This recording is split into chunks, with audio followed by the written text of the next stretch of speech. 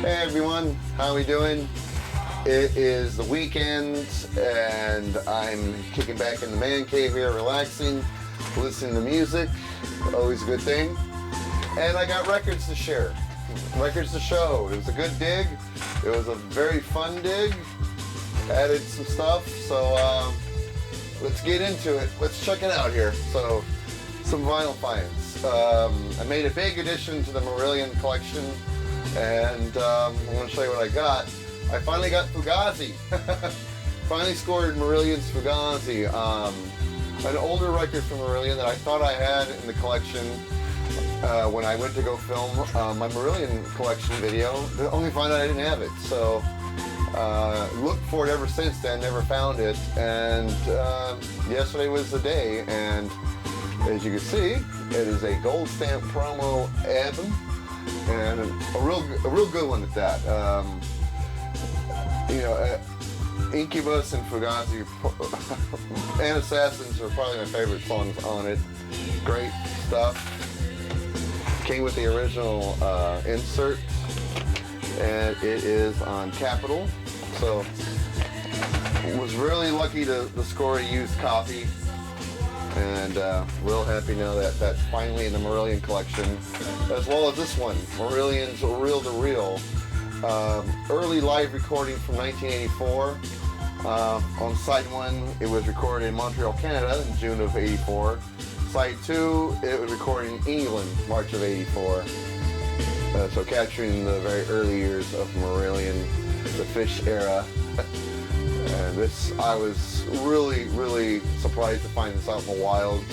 This is a tough record to find, and this is the second time I've only seen it. The first time I saw it, they wanted something like $25 to $30 for it, and I wasn't that familiar with it, so I passed. Now that I got to listen to more Marillion, early Marillion, saw it in another shop for $10 and scored it, and I've been happy ever since. And it's on the Fame label. There we go. And it's an import record from the UK. Really cool. I like this insert too. It advertises Pink Floyd, Queen, Iron Maiden records, and others. Really cool insert. The original insert, obviously. But this is a fantastic sounding live recording. The song is sad, all of side 1, or the whole album really, but I was really impressed with the sound quality for it being a live record, how great it sounded. So, real happy to put this in my collection. Good stuff. Next up, another Marillion, Clutching at Straws, a record I had already from Marillion. And my copy is actually a good copy. The cover's in good condition. The insert's not so great. There's some surface noise on the vinyl, but I figured I don't see this album out in the wild very often, and and I love that little cocktail. And it's also on the label. And this vinyl is in good shape, so I figured between the two of them, I could put together a great Frankenstein copy. So Frankenstein that bitch and get a good copy out of it, and maybe trade the other one or VCLT it or whatever. But this is also a somewhat difficult record to find out in the wild. You don't see it out there every day. And when I scored this, it was a good day for my collection. So the Marillion collection is getting a lot of additions. Now at the end of my vinyl dig, I was going to go home. With those and other records I'm about to show you, I figured I had enough. But I remember back in Thanksgiving, Black Friday, the Friday of Thanksgiving, I saw a Marillion record that was being discounted, and it was new. And I thought, at the time I was getting some record store day finds, so I couldn't afford to get it all together. So I thought I'd take a chance, go back to that same shop, and see if it was still there. And to my surprise, it was still discounted and in the clearance section. Plus, the store that day was going to take an extra 20% discount off the vinyl, the new vinyl. So twice it was discounted, So I got Marillion's This Strange Engine. Normally, this is a $30 record. It's a 2-record set. That usually goes for $30. Got it for 15 after all the discounts. Fantastic. And this is an awesome album. I've seen this out in the wild a few times, but it's always new vinyl, and it's usually $30. That's always what kept me. And I only know 2 songs off this album. The title track was This Strange Engine, which takes up side 4, all of side 4, and A Man of a Thousand Faces are the only songs I knew on this album. So I went ahead and pulled the trigger after getting it for 50% off, and it is a really good album. I wouldn't say it's the best from the Hogarth era. It definitely isn't, but there is some good music on here, and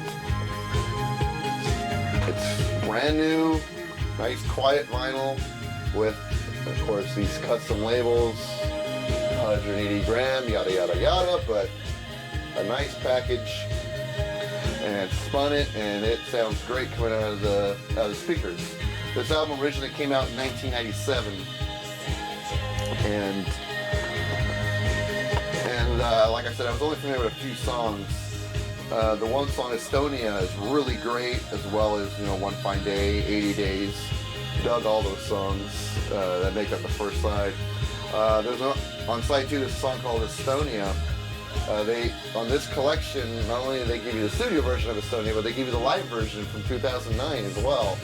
So, and this, of course, is a re-release that came out, I think, in 2010, I believe, maybe 2011. And it sounds fantastic. So, real happy to have scored this. Some more Marillion vinyl is on the way. So, within the next month or so, I'm going to get big additions to my Marillion collection.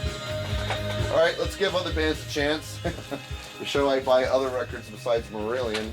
From The Clash, London Calling. Was happy to score this. I once saw this in my record shop, what had to be about 4 or 5 months ago, a real good used copy of this record. And for some reason, I was after other things and decided I'll just come back for this in a day or two. Went back and it wasn't there. Like an idiot, I didn't get it. And I always saw this as the one that got away. Even though I'm not a punk fan and I'm not really a Clash fan, I still thought this record was really good, and it is. And it's on the Epic label. Epic label, real clean vinyl.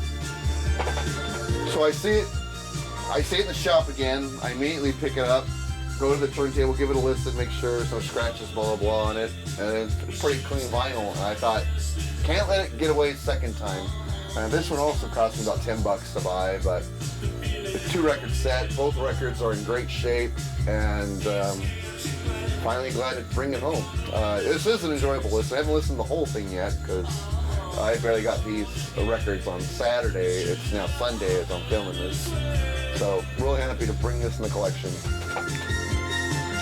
And the next one up is a soundtrack from the movie Close Encounters of the Third Kind. As a kid, I loved this movie. I could never get enough of it, and I always liked the music that was in it as well. Great music, and this is a gatefold. So there's the gatefold, really nice. It looks as if this might have came with a poster, but I'm not sure. There's another slot open here for what you would think would be another record, but I know it's a 1-record set. So that maybe they set the poster in there or something. I don't know. So we'll see. But it is on the Arista label. There we go. And I always liked, in the movie, I always liked the song that closes the film out and shows the ending credits. So naturally, it's the last song on the album. But really love the score. John Williams does some great film scores. And I got 1941, I got all 3 Star Wars movies, and now this. And they're all by John Williams, but and those only soundtracks really in my collection besides Less Than Zero.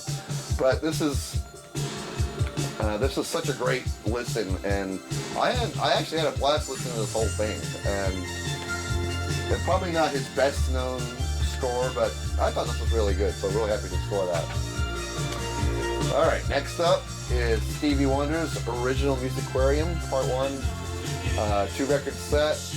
And I am real happy to put this in the collection. A lot of gatefolds in this haul.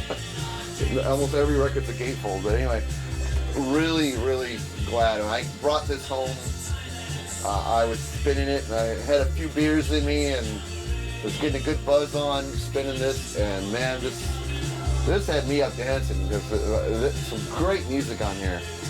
Stevie Wonder is like one of my favorite artists, and when I buy his records, the quality of the music is so good, and the songwriting is fantastic, and this is no exception. I started spinning this, man. I was really feeling the music on maybe it was a beer taking over or something, but the music was really connecting with me in a big way. I was having a great time listening to this. I mean, his music is so fantastic. It really lifts me up. And, you know, I got to remember that if I'm having a bad day or if I'm just pissed off or whatever the mood is, I should throw this on and just instantly be happy because this is just a great record. And this record, it's a best of set, of course, but man, is his music uplifting. One of my favorite artists. Real happy to have anything I can find with his name on in my collection. Just great stuff. All right, from the band Queen, a Kind of Magic. And taking a chance on this record because, to be honest with you, I'm looking at the track listing. I, for the life of me, can't remember any songs off this album, but I know this record is really hard to come by used, and I found this in a used shop.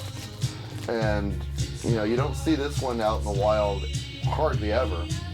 And this is a 180 gram reissue, and it's a great collection. Love the artwork on this cover. I haven't listened to this yet. I should have listened to this before I freaking yet another gatefold. Yes, should have listened to this before I put it on the camera. But I love the artwork on this. Nice little cartoon artwork. Looks really fun. So I thought I'd give it a shot. It was like $11 record, but it looks really cool. And you know, it came with the lyrics in the inner sleeve, as well as a picture of the band there, and some more artwork. Really looks cool, and a very clean vinyl for finding it in the used section. Really clean. So this looked like a good score. I wasn't really trying to score every Queen album there is out there, but I've been looking at my Queen collection lately, and it's pretty close to being every album. Maybe I'm missing a couple, but without realizing it, I'm scoring a lot of Queen these days, and it looks like I'm not too far from completing the Queen catalog, so as far as studio records are concerned. So this is just another addition to that. So real happy to score Kind of Magic. Like I said, I haven't listened to it yet, but really love the artwork on it. So I decided it's coming home with me. All right, this one is a rebuy. And how many times am I going to buy this record? But it looks pretty cool. It's from the Alan Parsons Project, Tales of Mystery and Imagination, Edgar Allan Poe. I got 2 copies of this album already. This will make number 3.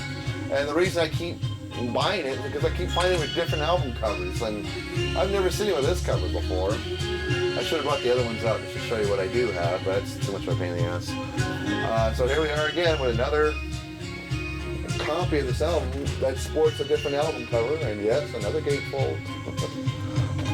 And it is on the Mercury label, so Mercury Records. It also came with a lyric book, if I can get the damn thing out. There we go. And this is the booklet that came with the album, and basically it's just a series of drawings and pictures and lyrics to the song, and something written by Alan Parsons back in August of '87. Haven't read that yet. But that was, and then it just gives all the lyrics and credits to all the musicians. So it's a cool little booklet that came with this. I think one of my copies came with a booklet like this before, but I'm not very positive. And that's a real That looks like something out of a horror movie right there, that picture. And of course there's the back of it. With some little trivia facts about the band and the album. Really cool. I love this album. One of my favorite Alan Parsons album is this one, and I, Robot, and Eye in the Sky, or so, and it was just turn of a friendly card. Are some of my favorite Alan Parsons Project records, and this one is no exception. Love this one too. I just can't believe. I think that should do it as far as different album covers of this album. I don't realize they put it out with so many different looking covers. And the only difference really is this graphic up here. I just never seen it a cover with that one, so pretty interesting that. So yet another Edgar Allan Poe album going into the Alan Parsons collection. Here's another rebuy. Rage for Order by Queensryche. I featured this in a Record of the Week video at the beginning of 2013, and I missed it in Record of the Week. Maybe I should start that up just on my own, just for shits and giggles. But anyway, when I decided to get this record again, because the record I had, and I featured in Record of the Week, had a few skips on it. It wasn't really the cleanest copy in the world, and this one has all the original inserts, and it's on EMI, and it looks to be a very clean copy. So basically, just like clutching at straws, I'm going to just try to put together the best copy. I might which might be just this whole thing, because the cover's in fantastic shape, the inserts all well together, and there's no ring wear or no wear on this cover, really. This is a damn good copy of Rage for Order, so maybe get rid of the old and in with the better. So there we go. And the last one up is a 12-inch single. Something pretty rare. I don't see this around too much. From Missing Persons, 12-inch single to the song Give. And let's face it, Dale Bozzio was hot. Well, at least back in the early 80s she was. And I've been starting to collect a lot of their albums as well. It's on Capitol label. Really cool find. I don't see any of their 12-inch singles, really. I have one for the song Words. And so this was really cool to find. It's off their second album, which I can't remember the name of it.